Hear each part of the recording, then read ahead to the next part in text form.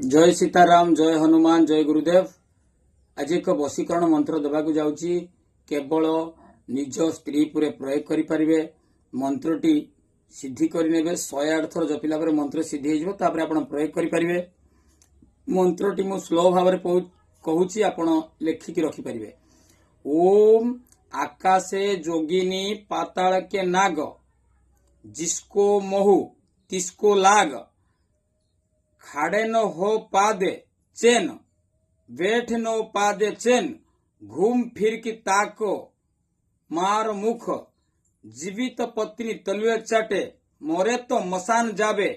पूरा मंत्र ईश्वर वाच। यही मंत्रटी को आपण 108 थर पढ़ी सिद्धि करिवे। 21 थर पढ़ी निजर पत्नीर फटापुर को फुंकिले सी आपण वशीभूत रहिबो। जय सीताराम।